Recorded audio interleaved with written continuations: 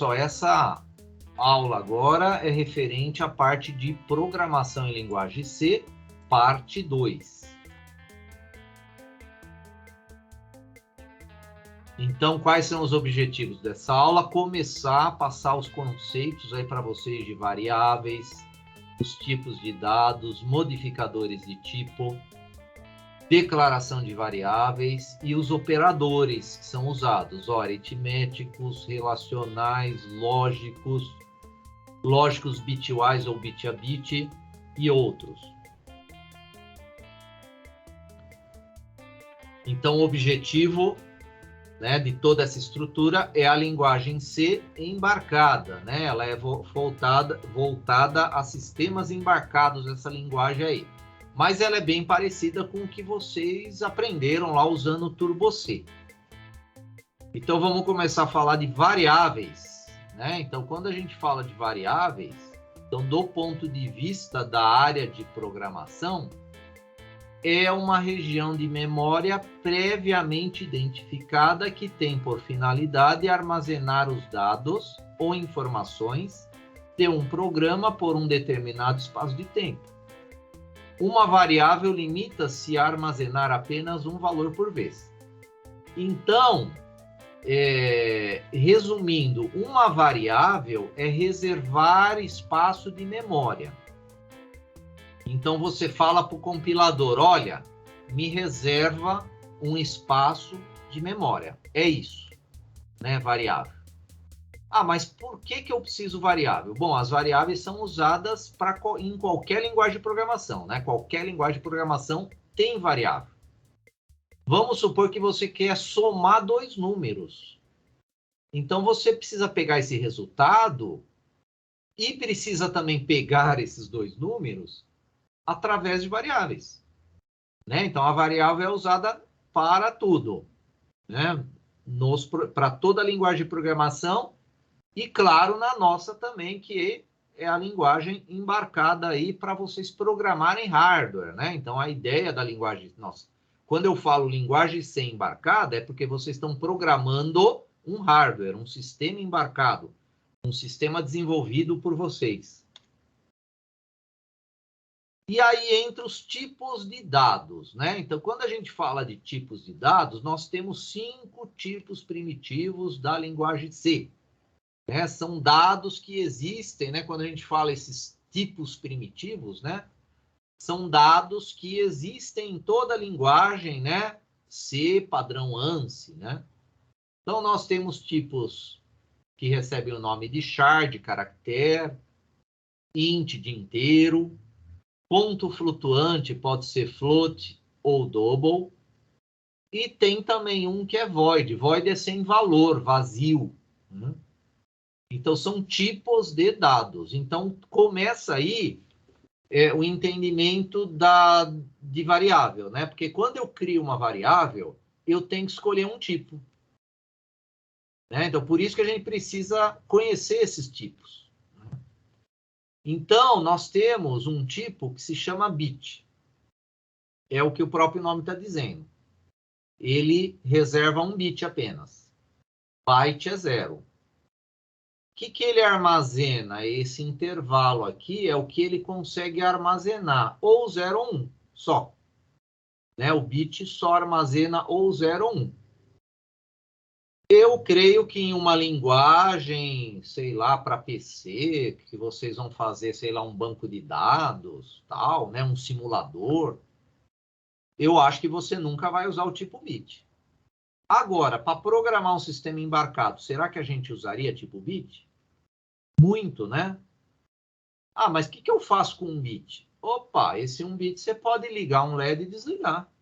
Você pode ligar um motor ou desligar. Você pode ligar um relé ou desligar, ó, com 1 bit, né? Temos o tipo char, né? O tipo char, ele é geralmente usado para caracteres, geralmente é o código ASCII, que você armazena, que o código ASCII ele é de 8 bits ou 1 byte. E com 8 bits, eu tenho esse intervalo aqui para trabalhar, de 0 a 255. Ou seja, 256 combinações, né? Porque a gente conta o 0 também. O int é 16 bits. Então, se você declarar uma variável do tipo int, o compilador já tem que reservar 16 bits para você. São 2 bytes. E aí o intervalo aumenta de grandeza para você trabalhar. Ó, vai de 0 a 65.535 ou 65.536. Como é que eu acho esse intervalo? Base 2 elevado à quantidade de bits. 2 elevado a 16, 2 elevado a 8, né? O long é 32 bits. Então, são 4 bytes. E aí vai de 0 a 4 bilhões, 294 milhões, 967 mil, 295. Essa é a grandeza para 32 bits. 4 bilhões, né? O float ou double também, né? Com 32 bits, só que olha só a grandeza que eles trabalham. 3,4 vezes 10 elevado a menos 38. Nossa, 10 a menos 38 é um número muito pequeno. Mas muito pequeno mesmo, né? Menos 38. E ele trabalha também com números que chegam a 10 a mais 38. Números astronômicos, gigantescos, né? Então, o float ou double, eles trabalham com esse intervalo aqui, que é o intervalo que a gente poderia até considerar intervalos infinitos, né? Claro que não cabe o infinito aqui, mas é um valor que parece que não existe fim, né? Menos 38 e mais 38. E o void, ó, é 0. Ou seja, variável você não vai usar do tipo void, né? Você vai usar a função do tipo void, mas variável não. Variável é porque não adianta você criar uma variável que não armazene nada, né? Então, nunca que você vai criar uma variável do tipo void. Então, o tipo char pode ser utilizado, ó, tanto para manipulação de valores entre 0 e 255, que é de 8 bits, quanto para a representação de caracteres da tabela ASCII. Geralmente, o char de caractere, a gente usa a tabela ASCII, que é de 8 bits. Cada variável do tipo char pode representar somente um caractere. Então, se vocês procurarem aí código ASCII, vocês vão ver que cada letra, né, é o código do teclado, né, que é usado aí na maioria dos sistemas informatizados aí, tipo o computador, né? Então, o código que é usado para o teclado é o código ASCII, é um código internacional. O int já é usado para números, né? Inteiros de 16 bits, ou seja, ele chega a 65.535 de grandeza, né? Porque com 16 bits eu consigo trabalhar com esse intervalo aqui de grandeza, né? E números inteiros porque eu não consigo representar, sei lá, 35,6.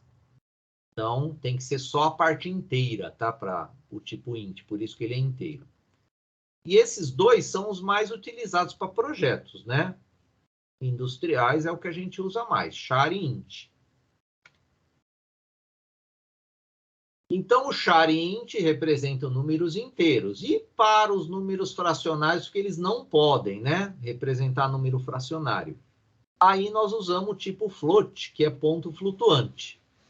E vocês viram na tabela, né, dos slides anteriores que o float trabalha com 32 bits, só que ele consegue representar aqueles números que eu falei, muito grandes e muito pequenos, né, de menos 10 a menos 38 a 10 a mais 38.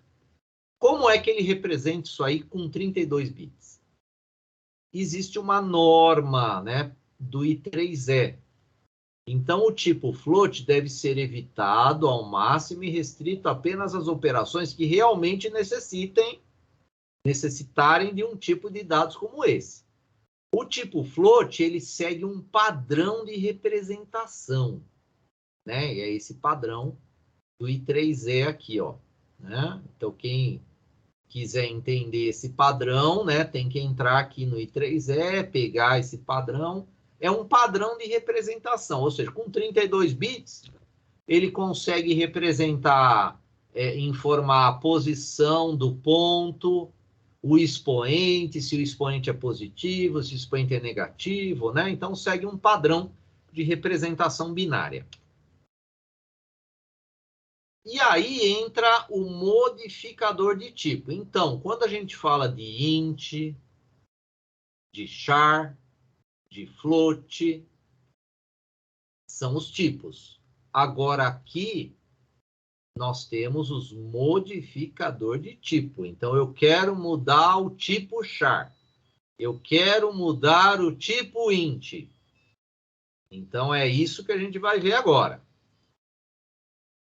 Então, podemos utilizar comandos especiais da linguagem C para obter outros tipos de dados. Esses comandos especiais são chamados de modificadores de tipos, e são esses 4 aqui. Então, são o signed, unsigned, short e long. Signed, sinalizado. Unsigned, sem sinalização. Short, curto. Long, longo. Então, vamos entender o que esses modificadores de tipo modificam, né, os nossos tipos. Então, o modificador de tipo signed é utilizado para modificar um dado para que ele represente valores positivos e negativos. Então, traduzindo signed, eu falei, é sinalizado. Sinal. Então, significa que ele representa sinais positivos e negativos. É isso. Então, se eu quero modificar um tipo usando signed, significa que aquele tipo vai conseguir armazenar números positivos e negativos. Então, ele vai pegar um bit e esse bit vai informar se o número é positivo ou se é negativo. Se eu não coloco signed na linguagem C, a omissão do unsigned, que o próprio nome está dizendo que é sem sinal, ou seja, só positivos, né? Então, deixa eu falar primeiro aqui do unsigned. Ó, o modificador unsigned vai melhorar para entender essa parte aqui de cima. O modificador unsigned indica ao compilador que a variável que você está modificando, ela somente trabalha com números positivos, porque é sem sinal. Se é sem sinal, é só positivo. Agora, vamos voltar aqui para cima. O signed é opcional você escrever signed. Se você não escrever o signed e não escrever o unsigned, o compilador, por padrão, utiliza o signed. Se você não colocar o modificador de tipo signed, o compilador sabe que é signed. Você pode omitir o signed. Agora, se você não quiser um signed, você é obrigado a colocar o unsigned, que é para trabalhar com números positivos. Ou seja, o padrão para o compilador é positivo e negativo. Se você não quer positivo e negativo, você escreve unsigned. O short é usado para definir uma variável com tamanho menor. Eu modifico o tamanho que o compilador reserva. Tipo, o int de 16, se eu usar o modificador short, ele reduz para 8. O long é o inverso. Ele amplia a magnitude de representação do tipo.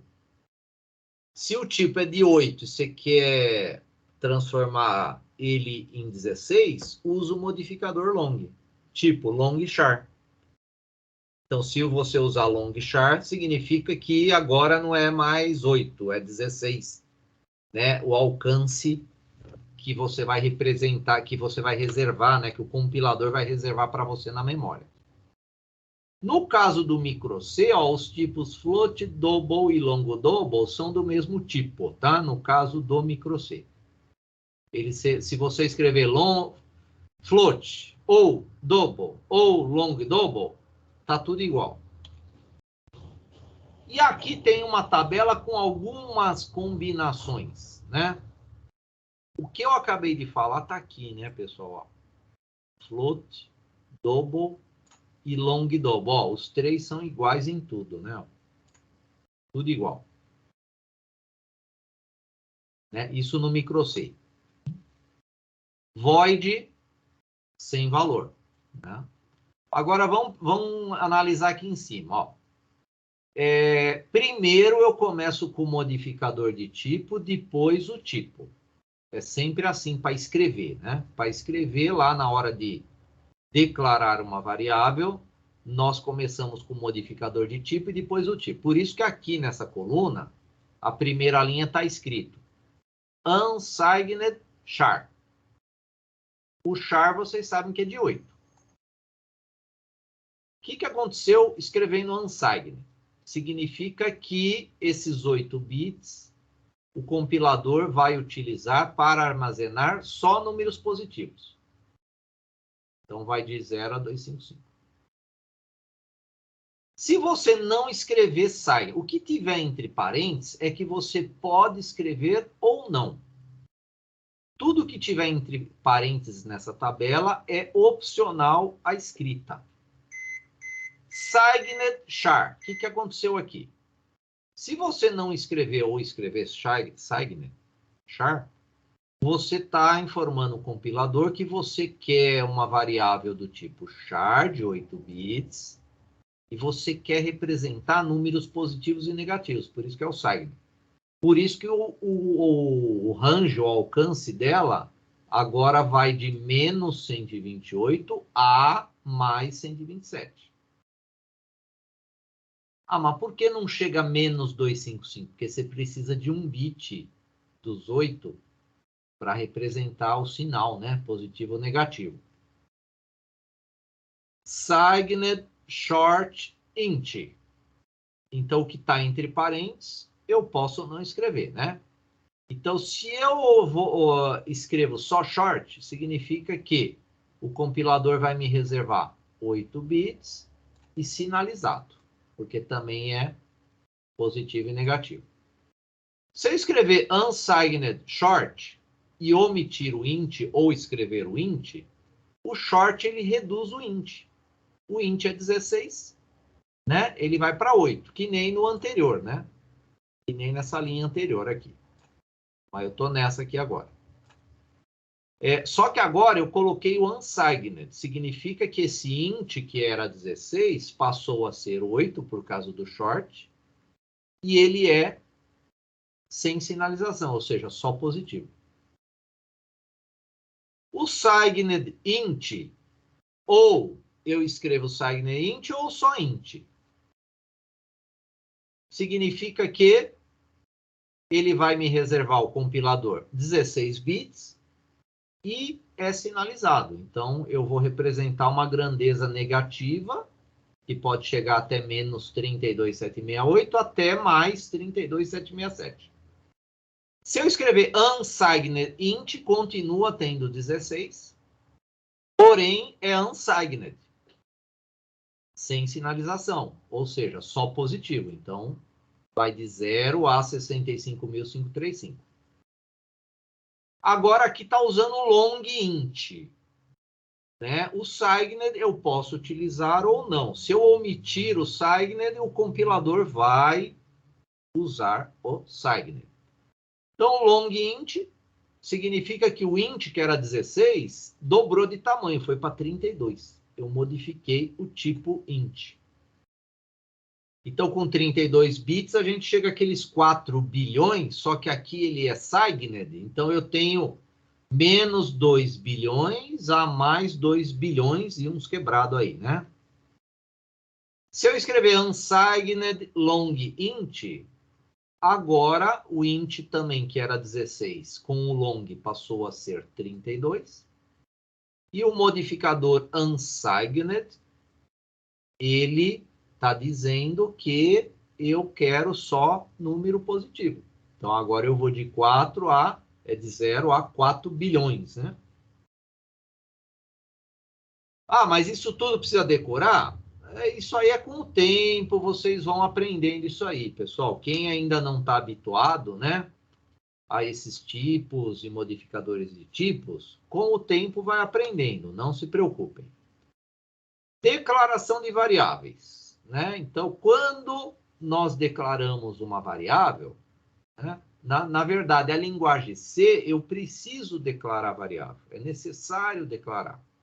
Tem linguagem que não, mas na linguagem C a gente precisa, é necessário declarar variáveis. Declarar uma variável nada mais é do que informar ao compilador que uma variável chamada x é do tipo y. O tamanho máximo que a gente pode ter é 31 caracteres, tá? Na linguagem C.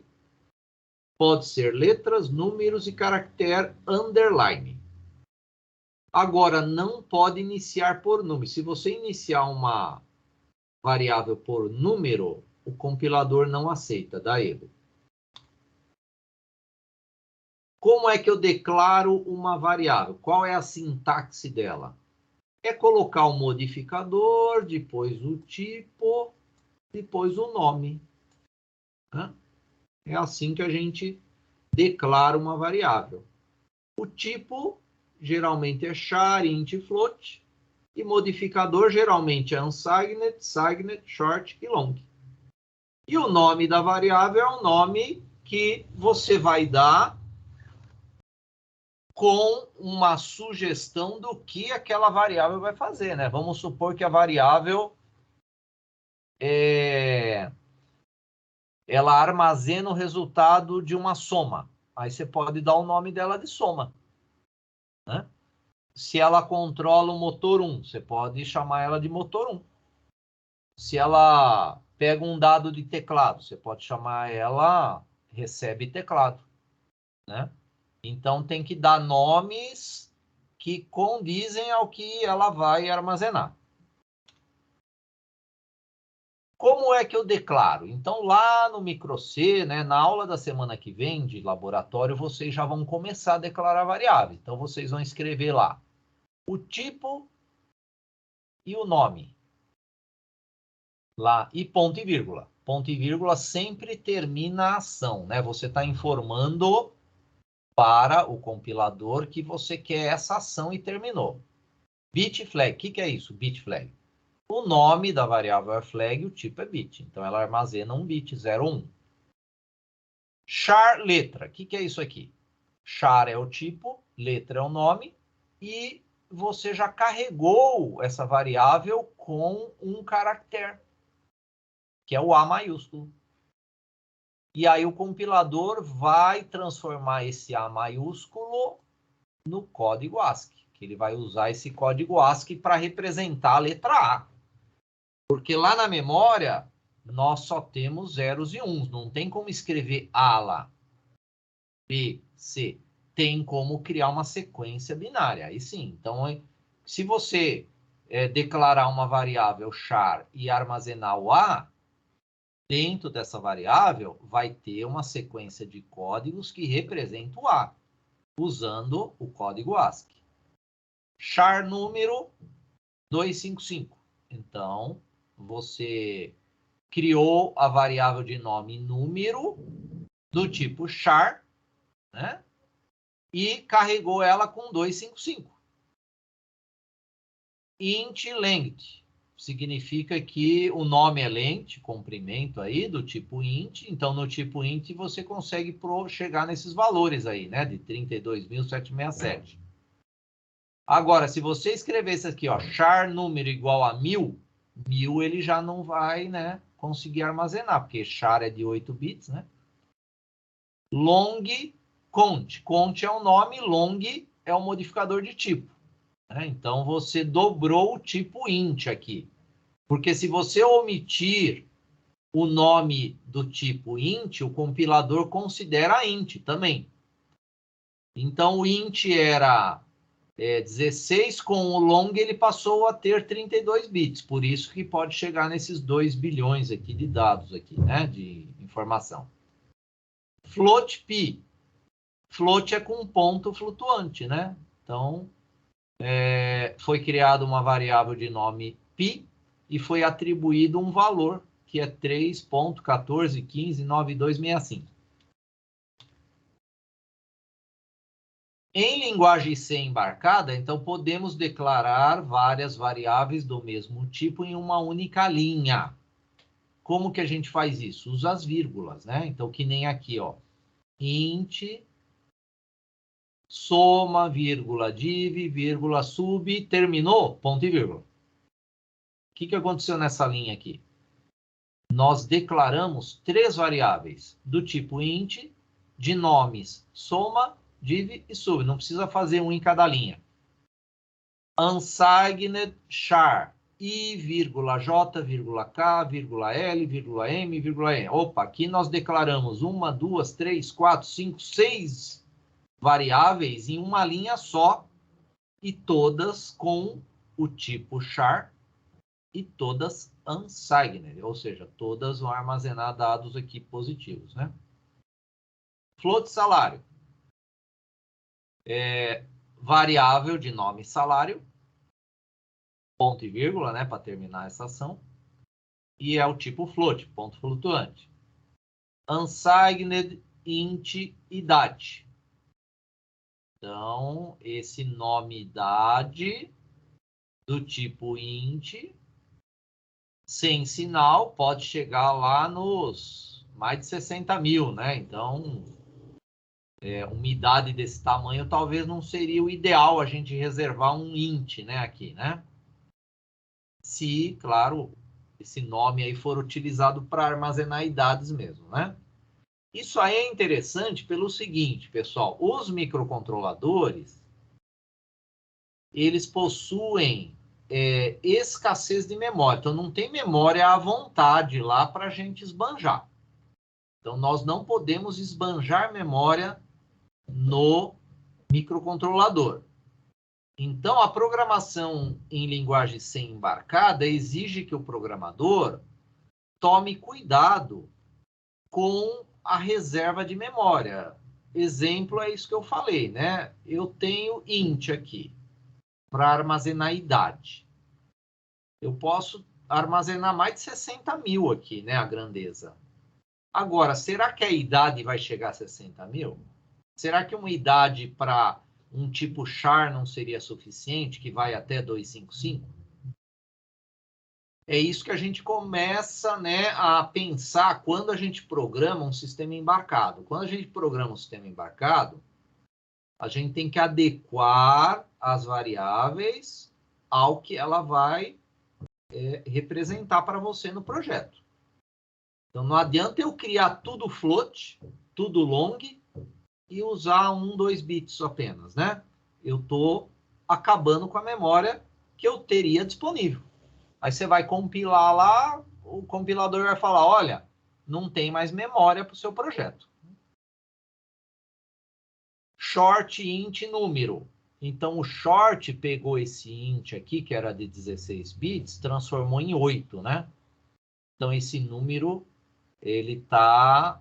Essa variável de nome número, o compilador vai reservar 8 bits para ela. Long, caminho, vírgula, estado. Então, 2 variáveis declaradas, separadas por vírgula e terminando com um ponto e vírgula, né? E do tipo long, que aí é 32 bits, essas duas, né? Essa aqui é unsigned, que é um modificador de tipo. O tipo não foi colocado. Aí já foi dado o nome, valor, vírgula, temperatura. Que tipo é esse quando nós não escrevemos o tipo? Por padrão é o int, né? Por padrão é o tipo int aqui. 16 bits cada nome desse aqui, né? Cada variável dessa. Variável valor, 16 bits, sem sinal. Temperatura também, 16 bits, sem sinal. Quando a gente fala também de declaração de variáveis, existem 2 escopos onde a gente pode declarar as variáveis. Um se chama acesso global e outro se chama acesso local.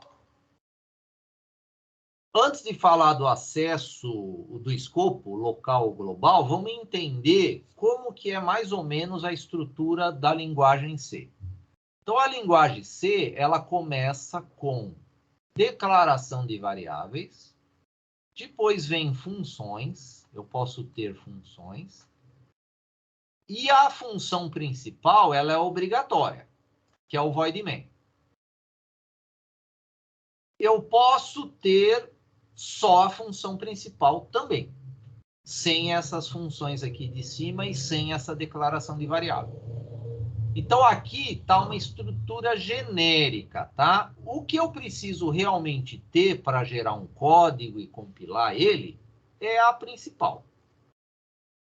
Essas outras funções, elas são para estruturar o nosso código. Isso aí, com o tempo, né, nós vamos utilizar essas outras funções aí. Agora, para entender esse escopo local e global, precisa ter essa visão aqui, né? Então, precisamos ter essa visão. E aí, falando da global, né? O que é uma variável global? Olha só o que significa. Essas variáveis são declaradas fora das funções do programa, podendo ser acessadas em qualquer parte do programa. Então, uma variável que é global significa que eu posso usá-la em qualquer função. Qualquer função pode chamar uma variável global. Onde é que eu começo a declarar essa variável global? Antes das funções. Então, se vocês olharem aqui, ó, nesse código, eu comecei escrevendo int contador, char fatec. O que é isso? Eu declarei as variáveis de nome contador, do tipo int, que é 16 bits, a variável fatec, do tipo char, que é 8 bits, e depois eu escrevi a função main, ó. Essa característica de declaração das variáveis antes das funções, você começa a escrever seu código declarando variáveis e depois você abre as funções. Essas variáveis têm característica global, ou seja, elas são utilizadas em qualquer função, eu posso chamar elas. Então, a variável global, pegando aquele modelo aqui, né? Aquele nosso modelo, eu sempre inicio com elas. A declaração delas aqui no começo do código fará com que elas tenham um escopo global, ou seja, todas as funções vão poder utilizar elas. Que nem, ó, void inicializa MCU, isso aqui é uma função. E olha só, tem a variável contador sendo atribuído um valor para ela. Ela não foi declarada aqui, mas ela está aqui, global. Olha essa segunda função, ela está usando o A e o contador e atribuindo valores. Olha a função main, também ela está usando o A e o contador, ou seja, as três funções utilizam essas variáveis porque elas são globais.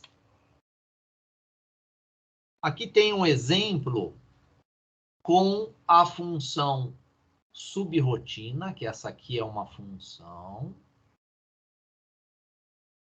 Aqui é a função subrotina.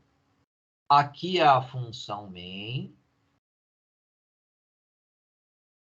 A função main é obrigatória, tá? Tem que ter. E aqui em cima são as duas variáveis declaradas do tipo global, a de nome contador, tipo int, e de nome fatec, tipo char. Aí eu posso usar essas duas variáveis nas duas funções. Então, olha só, a função subrotina está usando tanto a variável contador quanto a fatec, e a função principal também usa contador e fatec.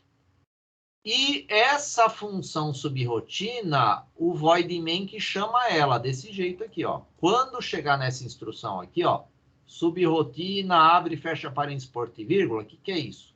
É a chamativa da função subrotina, né? Então, daqui ele vai vir para cá o nosso código.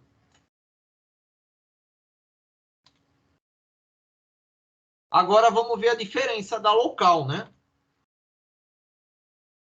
Olha só a descrição das variáveis locais. Ao contrário das variáveis globais, uma variável local somente existe no escopo da função que ela foi declarada. Isso significa que uma variável local somente existe enquanto a função está sendo executada. No momento que ocorre o retorno da função, as variáveis locais são descartadas. Olha só, quando a gente fala de funções, não tem como duas funções serem executadas ao mesmo tempo, tá? Existe apenas um núcleo de processamento nos microcontroladores e ele só consegue executar uma ação por vez. Então, vamos partir desse princípio aí de funções. Se eu tenho 50 funções no meu código, cada função vai ser executada no seu tempo. Não tem como executar duas funções ao mesmo tempo. Uma variável local existe somente no escopo da função em que ela foi declarada. Então, observem aquela estrutura aqui. Nós continuamos com as variáveis globais, né, aqui em cima. Aqui em cima são as globais. Agora, o que é uma variável local? Olha aqui, char b. Ela foi declarada dentro da função inicializa MCU. Essa aqui é uma função de nome, inicializa MCU.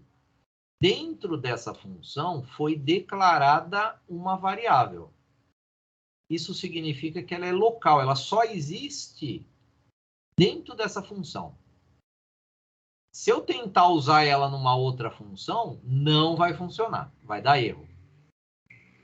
Olha aqui, outra variável local, int CNT. O nome é CNT de contagem, né? Ela foi inicializada dentro da função e de nome inicializa timer 0. Então, ela só existe dentro dessa função. No void main, ele está usando a variável a. Ó, como o a é local, é global, né? Ó, o a é global, tá aqui a, né? Então, ele pode usar. Aí eu posso usar o a também aqui, ó. O a está sendo usado nessa função inicializa timer também. Então, o a está sendo usado aqui, sem declarar eles dentro da função. Por quê? Porque é global o a. Agora, as locais é só dentro, né, de cada função. Exemplo.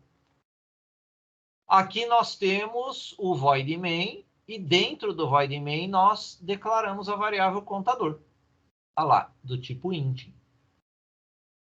Então, reserva-se 16 bits. E aí foi dada uma ação para essa variável. Contador igual a contador mais 50. Isso aqui é um código exemplo, tá? Para sistema embarcado, não vai acontecer nada aqui, né? Nesse código aqui. Só para entender aí a lógica das variáveis. Então, as variáveis locais somente terão validade dentro da função que a declarou. Nesse exemplo, é a função main, a variável contador. Um outro exemplo. Eu tenho aqui a função de nome subrotina. Foi declarada a variável fatec e foi atribuído já o valor de 200 para ela. Aqui embaixo tem de novo a declaração da variável de mesmo nome. Int fatec. Então, foi declarada uma variável local na função subrotina de nome fatec.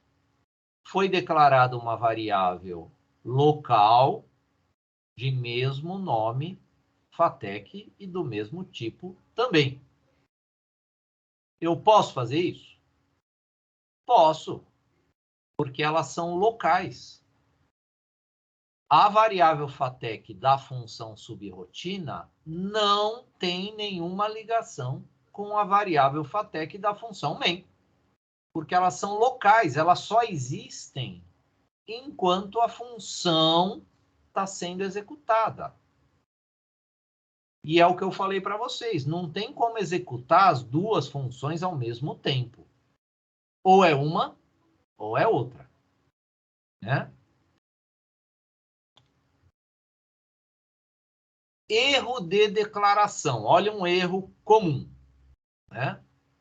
Olha só, void subrotina e dentro foi dada uma ação que é FATEC igual a FATEC mais 5.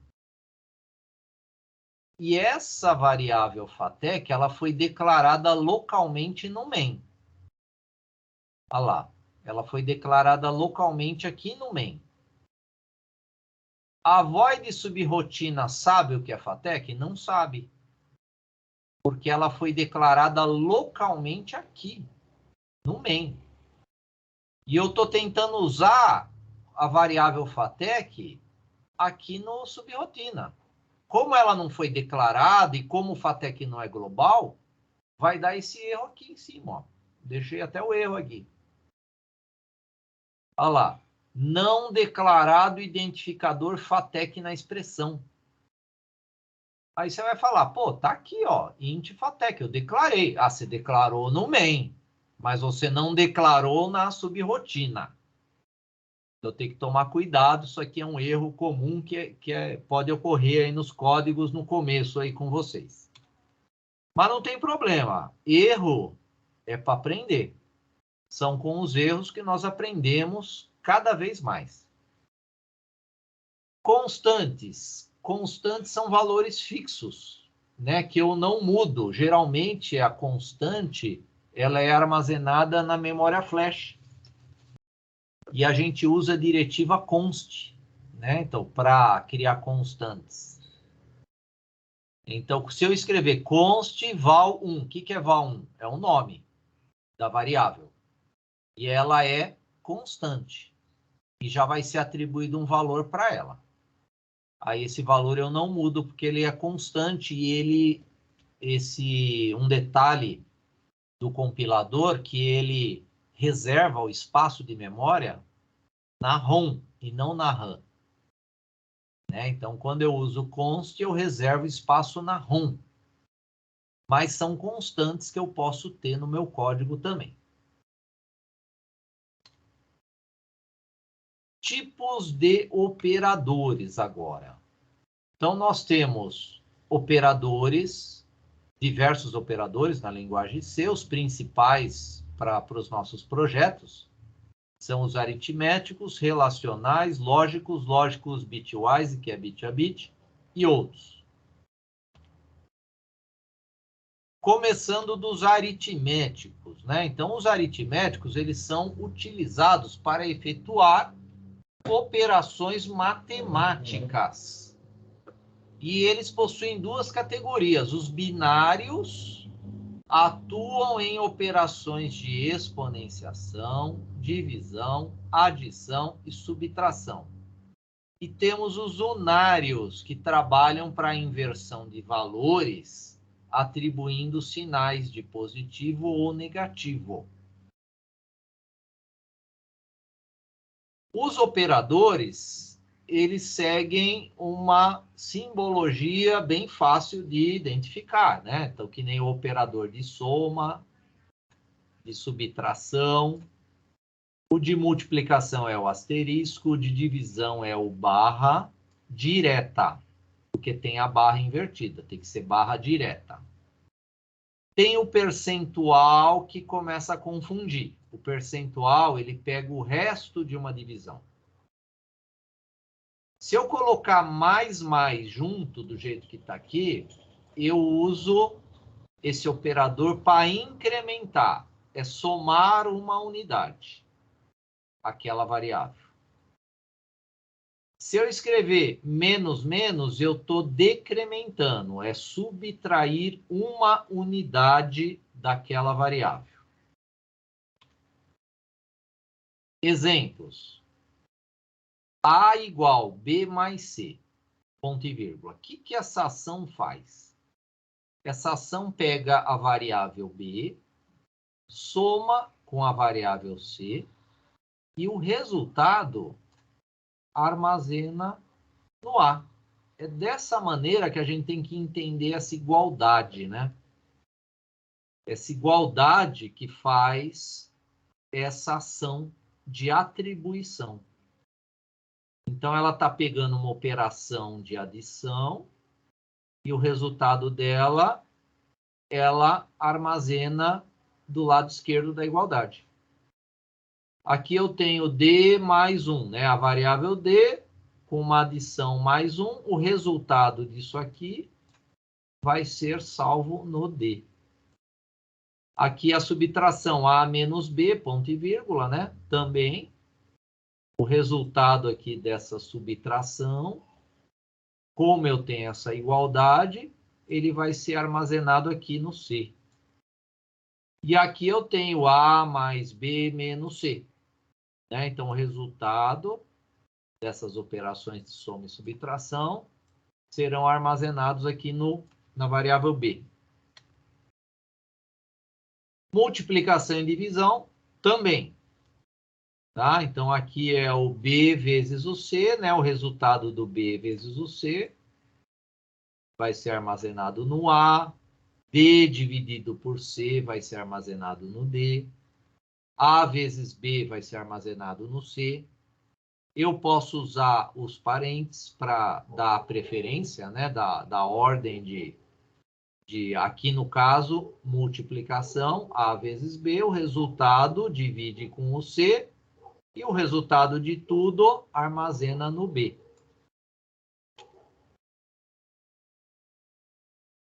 E esse é o que eu falei que às vezes gera alguma dúvida.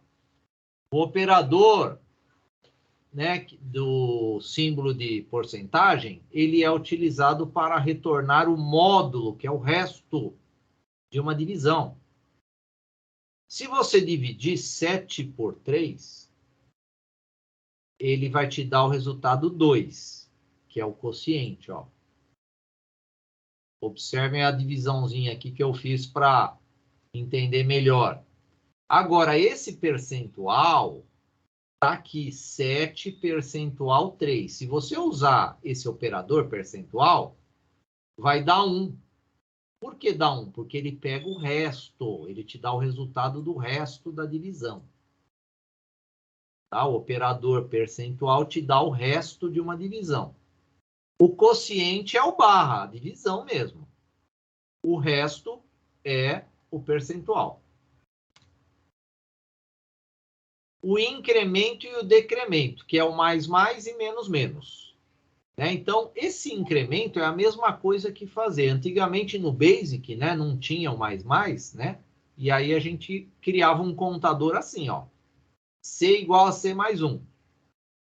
Então, lembrem que a igualdade, ela faz com que essa operação, o resultado dessa operação, fique salvo aqui no C. Então, isso aqui significa que sempre que eu executar essa linha aqui, eu vou incrementar uma unidade no C. E na linguagem C, eu tenho esse operador que faz isso, que é o mais. Então, se você escrever C mais ponto e vírgula, é a mesma coisa que escrever C igual a C mais 1. Se você escrever A menos menos, você decrementa em uma unidade. É a mesma coisa que você escrever A igual a A menos 1. Né? Esse A menos menos. Operadores agora relacionais. Então, eles comparam as expressões, muito utilizado nos nossos projetos embarcados. Então, são muito utilizados para comparar condições de controle do fluxo de execução de programas. Então, nós vamos usar para comparar níveis lógicos. Né? Então, eu vou comparar níveis lógicos lá no código. Então, eu tenho aqui o maior que, maior ou igual, menor que, menor ou igual a, 2 iguais. 2 iguais é igual a, é uma comparação. Diferente de é a exclamação igual, diferente de. Igual, igual, compara, não atribui. Igual, igual, compara. Um igual, atribui.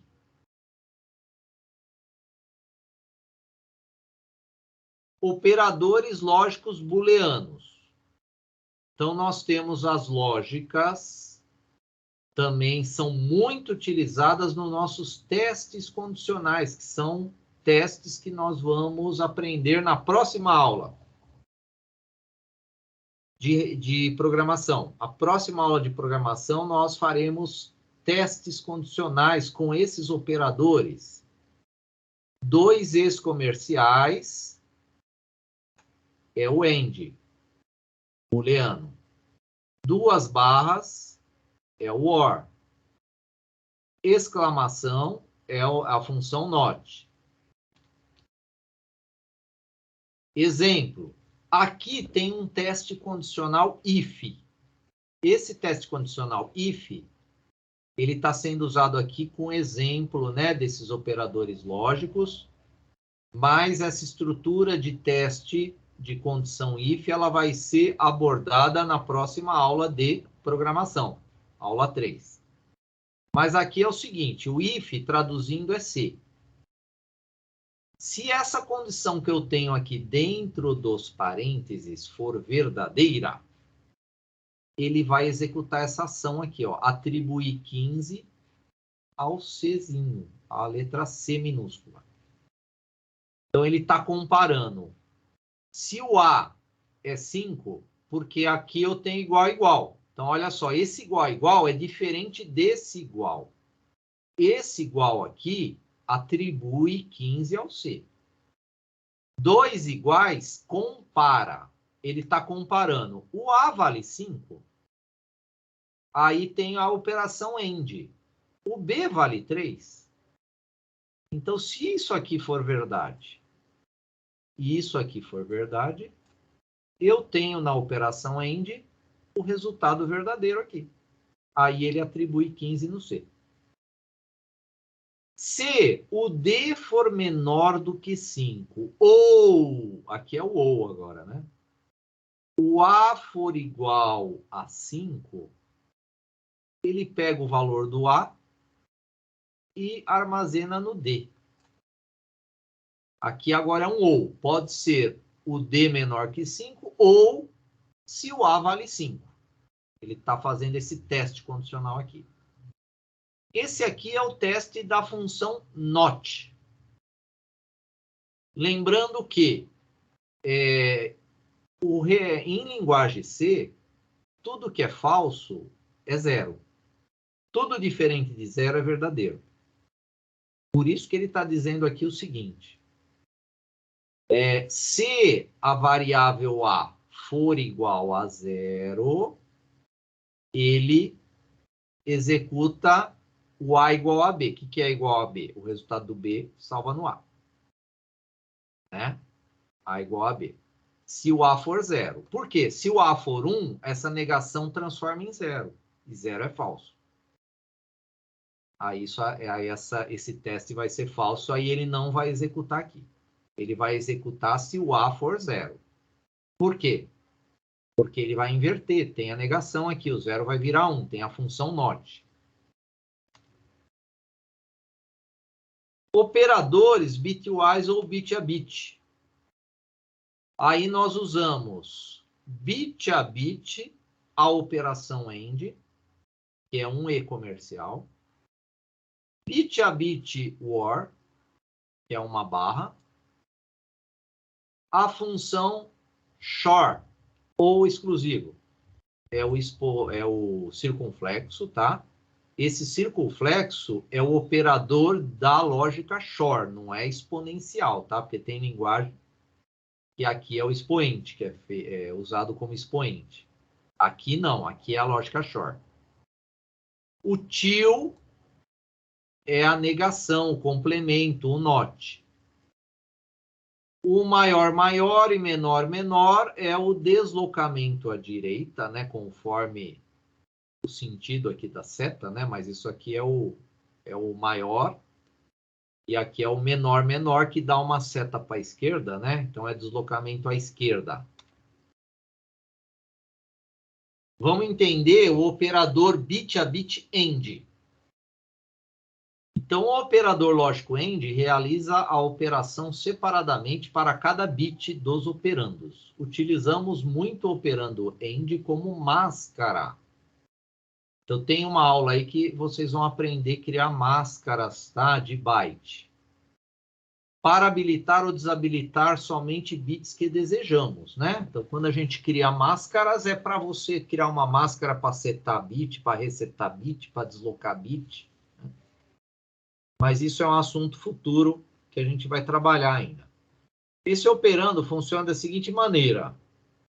Verifica se os dois operandos, um respectivo bit desses dois operandos, se os dois forem 1, o resultado é 1. Caso contrário, é 0. O que é isso aí? É a tabela da verdade da AND, é essa aqui, né? Ou seja, se a gente falar aqui de porta lógica, a porta lógica AND tem essa característica. Se a entrada A for verdadeira, se a entrada B for verdadeira, a saída é verdadeira. Essa última linha aqui. Para qualquer outra combinação, é falso. Agora, vamos pensar no código em linguagem C. Eu tenho aqui a variável A e a B que foram declaradas do tipo int. Foi atribuído o valor 100 para o A e 28 para o B. Aí foi feita essa operação AND aqui, ó. E o resultado vai ser armazenado no A. Que resultado vai aparecer no A? Como é que a gente analisa esse resultado aqui no A? Eu pego o 100, transformo em binário, porque esse 100 é decimal. Transformo em binário. Pego o B, que é 28, transformo em binário. E faço AND bit a bit, ó. 0 e 0, deu 0. Ó, 0 e 0 deu 0. Aqui, ó, 1 e 1 deu 1. 0 e 1 deu 0. E assim por diante. Então, eu vou ter o resultado binário, que é esse aqui, ó. 0, 0, 0, 0, 0, 1, 0, 0. E em decimal é o 4. Então, vai aparecer o 4 no A, ou essa sequência binária, vamos supor que eu pegue esse resultado e coloque ele num porte de 8 bits com 8 LEDs. Aí eu vou analisar qual é o LED que vai acender. Vai acender o LED do bit 2. Porque aqui é o bit 0, bit 1, esse aqui é o bit 2. Né? O da direita é o menos significativo e da esquerda é o bit 7, que é o mais significativo. O operador booleano bit a bit OR, que é a barrinha, segue a tabela da OR, né? Então, a tabela da OR diz o seguinte: a saída vai ser verdadeira se pelo menos uma das entradas ou as duas forem verdadeiras, que são essas três linhas aqui. Ela só vai ser falsa se as duas entradas forem falsas. Então, ele faz um bit a bit aqui também. Então, se essa sequência aqui de código for escrita lá, eu vou atribuir 100 no A, 28 no B, e aí ele vai executar uma OR entre o A e o B, e o resultado vai colocar no A. Que resultado nós teremos no A? Então, eu tenho que pegar o 100, transformar em binário, o 28 transformar em binário, e também fazer o bit a bit, ó. 0 ou 0 é o 0. 0 ou 0 é o 0. Ó, aqui eu tenho 1 ou 1. É 1. 0 ou 1 dá 1. E assim por diante. Então, o resultado vai ser essa sequência binária ou 124 em decimal, que estarão armazenados nesse A aqui após ele terminar essa ação. Aqui nós temos o shor, né? Então, o circunflexo aqui, na linguagem C, ela vai executar a operação shor. Lembrando que a operação shor, ela produz um nível lógico de saída 1 quando as entradas são diferentes. Quando as entradas são iguais, é 0. Então, se eu pegar o mesmo exemplo e agora mudar o operador para shor, então ele vai fazer o shor entre o A e o B e vai colocar o resultado no A. Bit a bit também. Então, ele vai pegar aqui, ó, 0, shor, 0, dá 0. 0, shor, 0, dá 0 também. 1, shor, 1, dá 0. Agora, 0, shor, 1, dá 1. E assim por diante. Então, o resultado agora é 120 no decimal, ou essa sequência binária, que vai estar armazenado aqui no A após ele terminar essa ação. A lógica shor é muito usada para testar registradores se você já chegou no valor alvo dele. Porque quando você pega um registrador, coloca um valor alvo nele, e o outro registrador você está incrementando o valor dele, e você está constantemente fazendo a operação shor, quando o resultado da shor for 0, você sabe que os valores são iguais. Sempre que você tem registradores com valores iguais e executa a lógica shor, o resultado tem que dar 0. O NOT, o TIL, né? Usa o operador TIL, ele é a função inversora, né? Então, a função inversora, se a entrada é 0, a saída é 1, se a entrada é 1, a saída é 0, né? Então, ele inverte bit a bit. Então, nesse exemplo aqui, o A, ele foi atribuído 1, o B foi atribuído 240. E aí foi feito, ó, a inversão do A, né, a negação do A, e o resultado salvo no B. A lógica NOT, ou a inversão do B, e salvo no C. Quando eu inverto A, o A tem essa sequência binária aqui, ó, 0, 0, 0, 0, 1. Isso aqui é o 1 em decimal. Que resultado eu vou ter? Esse aqui, ó. 1, tudo 1, menos o último bit 0. Ele inverte, né, todos os bits.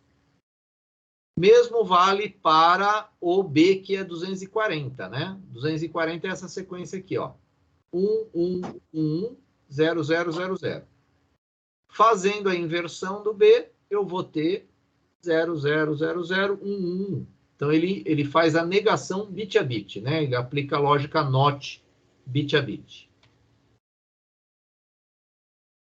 Deslocamento, né? Então, o operador maior, maior, que está apontado aqui para a direita, né? Ele desloca para a direita os bits de uma variável. E o menor, menor, que representa uma seta para a esquerda, desloca para a esquerda os bits de uma variável em um número de vezes que for definido. Então, nós temos aqui deslocamento de bit.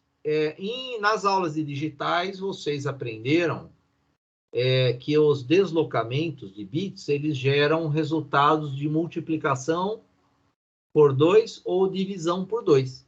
Né? E todo deslocamento, como eu vou fazer o deslocamento, tem bit que sai e tem bit que entra. Sempre os bits que entram valem 0. E os bits que saem, a gente perde, né? Esses bits que saem. Vamos ver esse exemplo aqui. Foi declarado as variáveis A, B e C do tipo int. Foi atribuído o 10 para o A, o 10 para o B, e foi feito um deslocamento do A para a direita de uma vez. E foi feito um deslocamento do B 5 vezes para a esquerda. Aqui nós temos primeiro a resolução do A. Então, vamos entender. O A vale 10. Isso aqui é 10 em binário. Eu tenho esse valor. Em decimal, ele vale 10. Se eu fizer essa operação, A maior 1, eu estou fazendo um deslocamento de uma vez para a direita. Então, eu vou colocar um 0 aqui. E esse bit final aqui, ó, eu tiro ele fora. Então, ó, eu vou ter esse resultado aqui embaixo. Eu incluí um 0 e empurrei o restante para a direita. O último bit pulou para fora. Então, em vez de 1, 0, ficou 0, 1. O que é 1, 0, 1? É 5. Então, deslocando para a direita, nós dividimos por 2, né, o resultado. Então, o B vai ser 5.